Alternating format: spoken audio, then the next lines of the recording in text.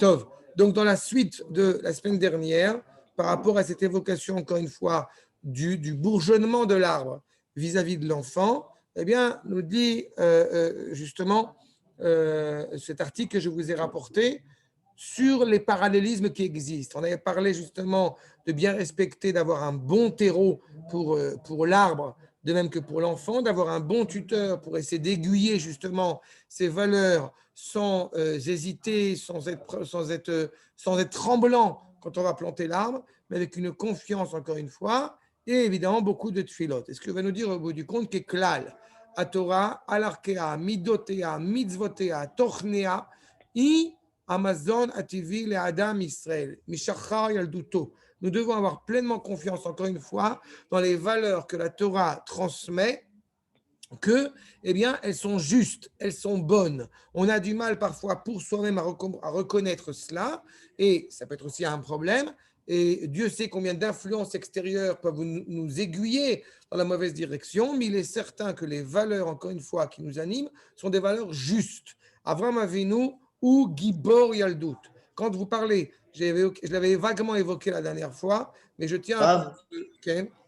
Désolé, mais il y a Nissim qui attend dans le salon, je crois. Ah, je vais tout de suite l'accueillir.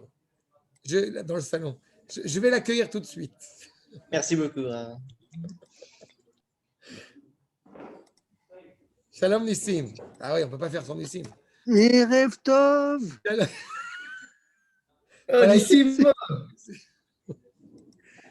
C'est quoi ça? Personne ne me laisse rentrer. C'est pas possible. Non, reste shalom. C'est bon. Donc, en attendant, juste pour conclure, que j'ai évoqué la dernière fois, sur évidemment cette problématique, pareil, du héros de notre enfance. Il faut être conscient, encore une fois, il ne faut pas avoir peur de rentrer là-dessus, sur l'idée que les images, les dmouillottes héroïques de nos enfants doivent être, au bout du compte, des héros qui ont une valeur positive, qui ont une influence positive. Une influence positive, et je ne me contenterai pas seulement au niveau de l'humanité, mais au niveau du Kodesh.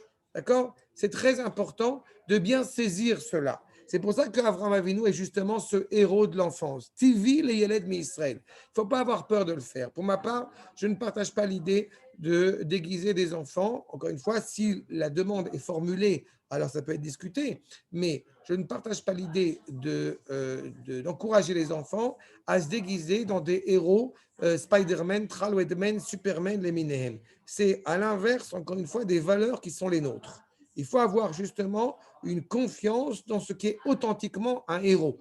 Quand je privilège que mes enfants se déguisent à Purim, pas forcément en héros du Tanakh, mais en soldats, en Givati, en Netzach Yehuda, en policiers, encore une fois, dans des valeurs qui sont des valeurs, même si clairement elles ne sont pas directement reliées au Kodesh, encore qu'évidemment, Netzach Yehuda et Givati, Chayel Israël, évidemment, sont directement reliés au Kodesh, mais d'avoir des images qui soient encore une fois positives. Je dis, on ne commence pas.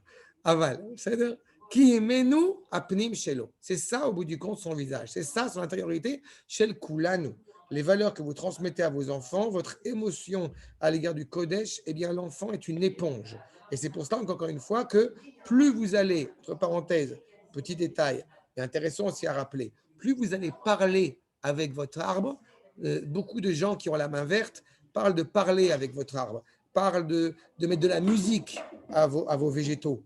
Eh bien, j'ai envie de dire l'avdil, mais c'est un peu ça aussi. C'est-à-dire qu'il y a une demande de partager avec l'enfant dans cette évolution, d'être à la fois à l'écoute des besoins de l'enfant, qui ne transmet pas forcément intellectuellement, mais sentimentalement, justement, et dans les feuilles qui tombent, si je dois faire des parallélismes, okay? Donc, al-gabazé, yesh ofi amiyucha lekol echad. Ce n'est pas au bout du compte une Torah pour élever les enfants comme des robots, mais il est clair qu'il doit y avoir la prise de conscience du caractère spécifique de chaque enfant, netiotav, vekochotav, ses inclinaisons, ses forces, c'est-à-dire arbe tzumat lev, erch magim lekol echad. Il faut énormément d'attention.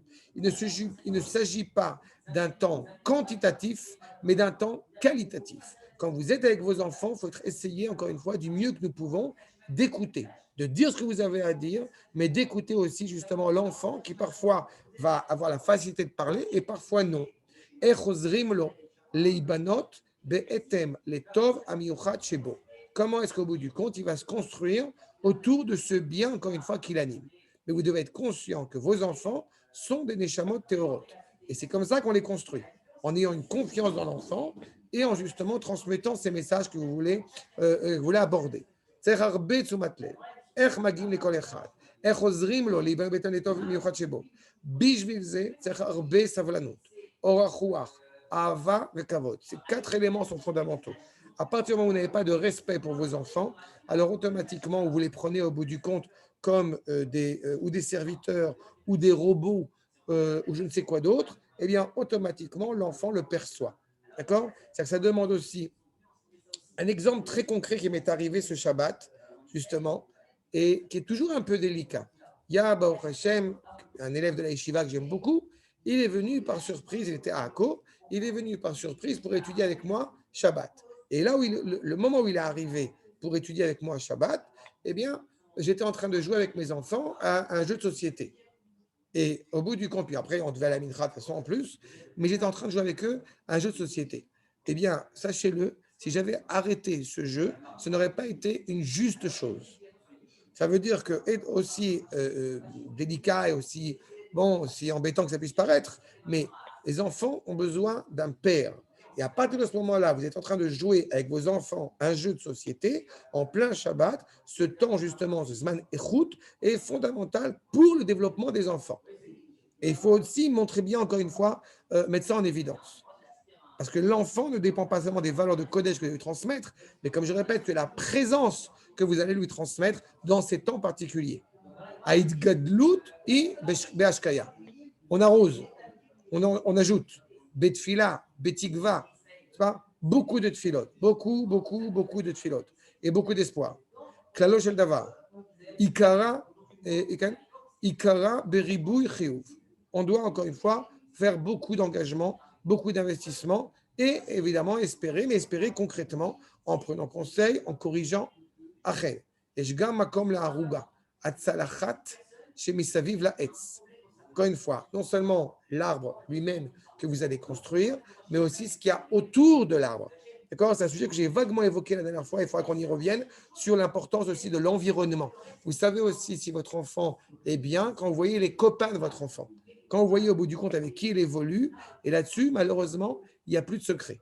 C'est-à-dire qu'à partir du moment où votre enfant quitte à être un inspecteur, quitte à être un détective privé, mais votre enfant, automatiquement, eh bien, plus ou moins, se doit de savoir quels sont ses environnements, quelles sont ses fréquentations autour. D'accord? Tsarir tichum. On donne des limites, on donne des habitudes. Offenlo agressive. Clairement, pas de manière agressive. Si vous avez au bout du compte votre fille qui s'habille avec la jupe au-dessus du genou, eh bien, il faut savoir progressivement la renforcer sur cette problématique-là. Ne pas automatiquement aller lui rentrer dedans. Ce n'est pas possible. Il y a des limites qui doivent être, encore une fois, surtout quand on arrive à l'adolescence, des limites qui doivent être évoquées de manière participative, explicative, en expliquant encore une fois la finalité de ce que vous êtes en train de faire. J'ai envie, là, j'en ai parlé avec mon épouse aujourd'hui justement, je suis en train de me rendre compte des dégâts de l'ordinateur. Aujourd'hui, on a 3, 4 ordinateurs portables à la maison, si ce n'est pas 5, parce qu'avec cette histoire de Zoom, alors on est obligé que tout le monde soit au bout du compte sur Zoom, et je suis en train de me rendre compte, moi y compris, que l'ordinateur a pris le pas sur tout dans la famille. Et j'ai envie justement, en discutant avec mes enfants, enfin d'abord avec ma femme, et justement de faire en sorte que, Bezrat Hashem, désormais, on fait les cours sur Zoom le temps que cela sera nécessaire, et une fois que les cours sur Zoom sont terminés, on ferme l'ordinateur.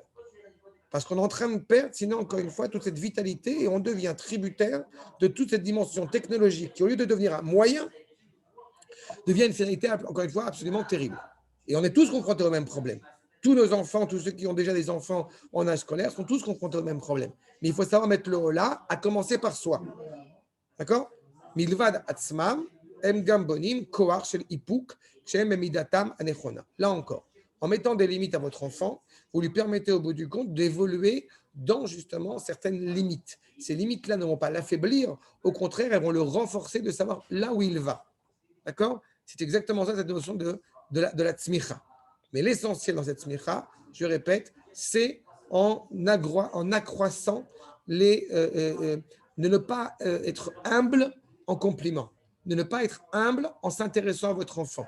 Atov, Bemidot, Bemaase, Be'idud achiyuv. Sachez, encore une fois, dire à vos enfants que vous les aimez. C'est pas grave, ça sera pas, vous n'allez pas perdre votre stature. Je dis ça surtout pour les pères de famille qui ont parfois du mal à un certain âge de dire à leurs enfants qu'ils les aiment.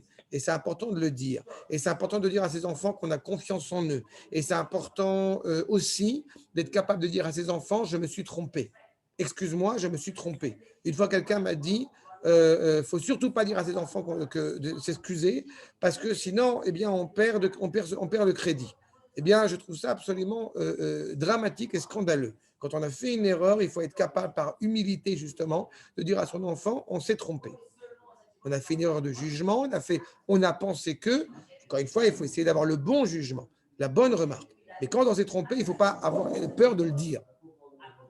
Arshal, Shalom Eli. Arbe drachim, les kar besipour, belimoud, encore une fois, tout cela par des histoires, par des conversations, okay, par des louanges, bedugma ve ine. Le mot, je crois qu'il faudrait l'entourer en jaune de toutes les couleurs, ou bakrana ishit. Ce que vous diffusez, plus que ce que vous dites, ce que vous diffusez, ce que vous êtes. Et ce renforcement commence par cela. Et chacun, en fonction de son âge, sa maturité, un garçon, une fille, tout cela, encore une fois, personnellement. Ishit.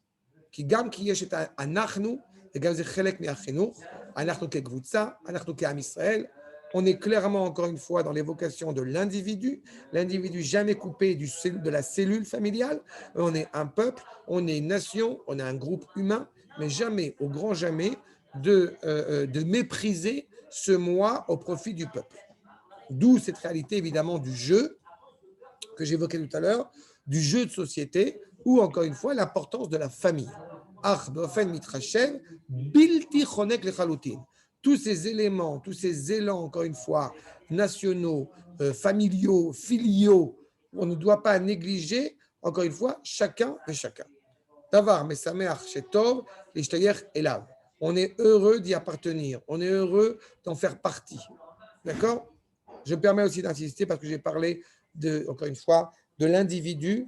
Ne soyez pas ni avare de compliments, ne soyez pas non plus trop humble à remettre des gens en place qui auraient éventuellement, que ce soit la famille ou autre, avec la meilleure, la plus gentille qui soit du possible, mais n'hésitez pas une seule seconde à remettre les gens qui éventuellement auraient tendance à dire « Ah, tu vois, elle est super gentille, ta petite fille. » Alors que la grande, dis donc, elle se comporte pas bien. Je ne sais quel autre, encore une fois, quel autre propos maladroit.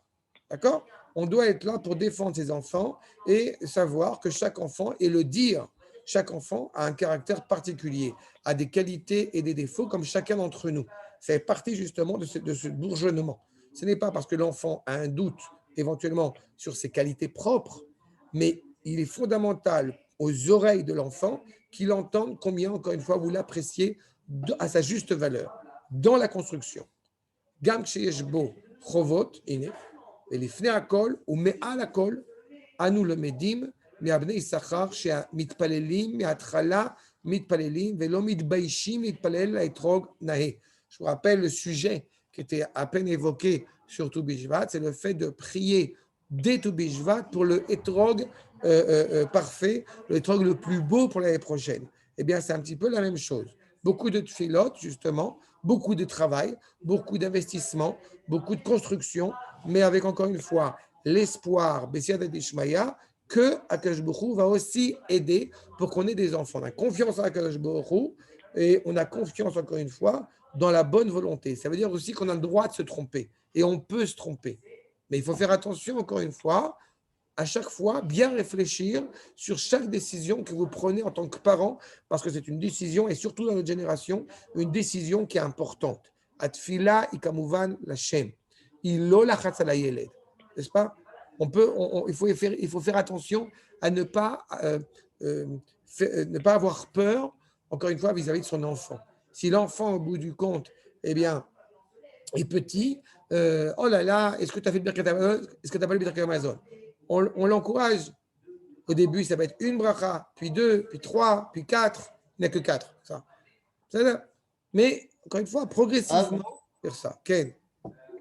si par exemple, notre enfant, il a vers 6 7 ans, et il prie pas, et il faut lui crier dessus pour qu'il prie ou on le laisse faire, genre, on se dit, il va aimer seul la prière.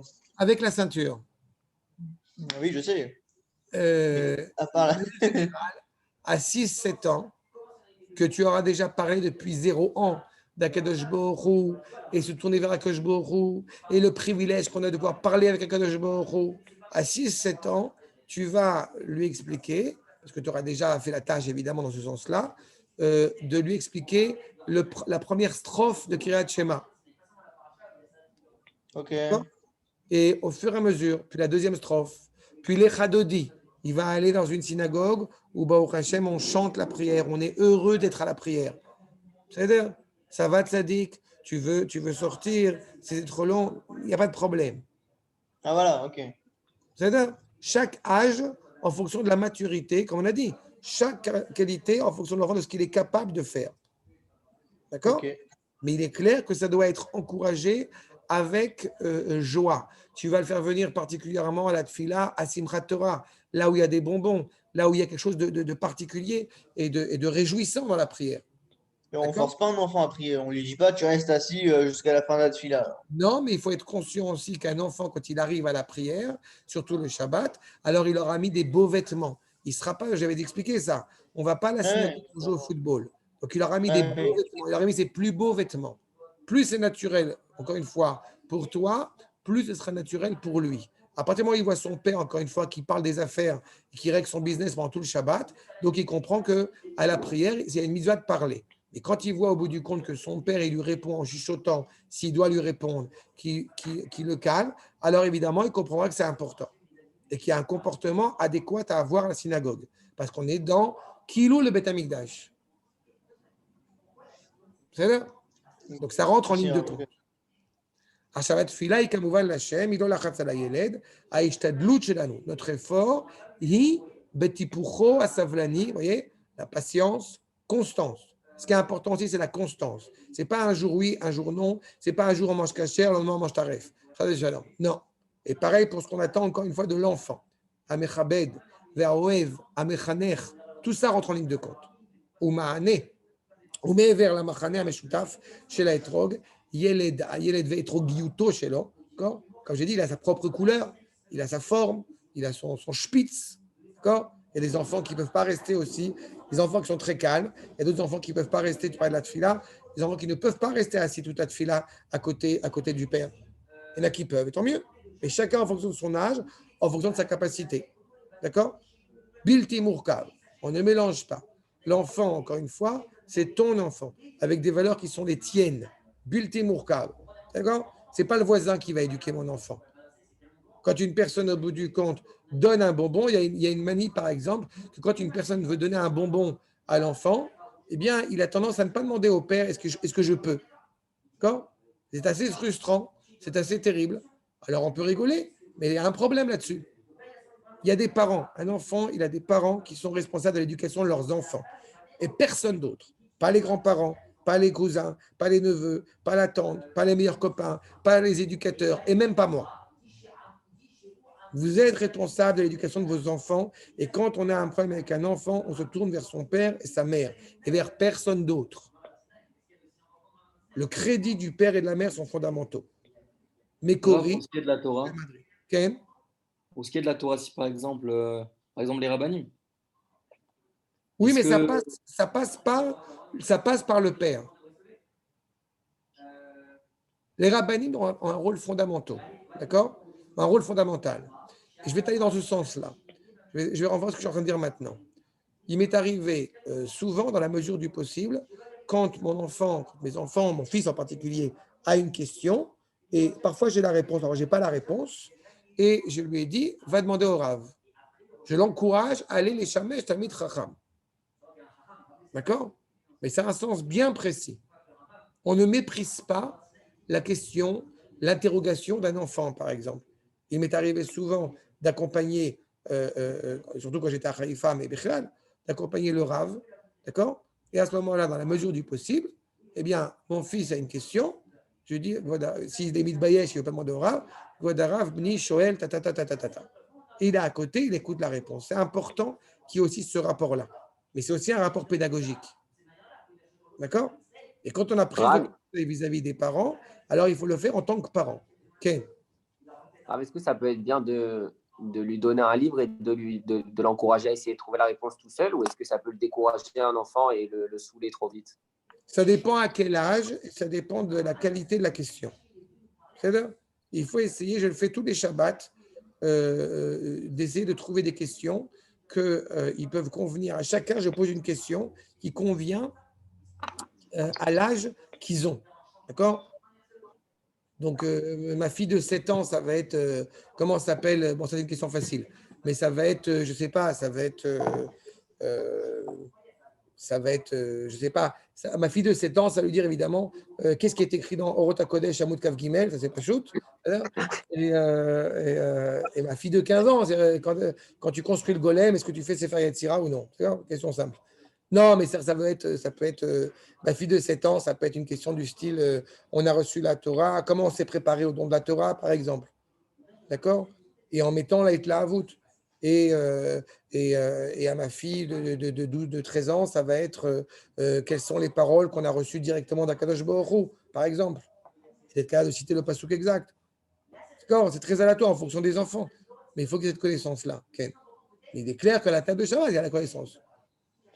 D'accord? Et à mon fils, évidemment, Orota Kodesh Gimel. Alors, Ron Mikré, d'accord? Donc, Betseva, etc.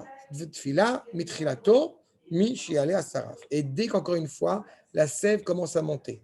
De la même manière qu'on commence à expliquer à un enfant Kirat Shema, dès qu'il commence à manger du pain. Et sachez-le, pour ceux qui ont déjà au Hachem des petits bambins, vous pouvez commencer à lui donner le kidouche dès 0 ans.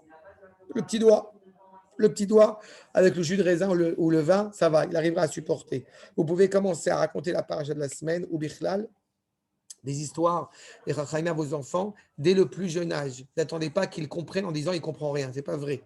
D'abord, il entend, il voit la qualité de la voix du père, il voit la hitla avout au bout du compte des parents qui racontent. Ça, il le ressent. Et quand un enfant il ressent ça au bout du compte, l'amour de la Torah de ses parents, eh bien, c'est aussi une mise en avant, encore une fois, de ce qu'il va rechercher.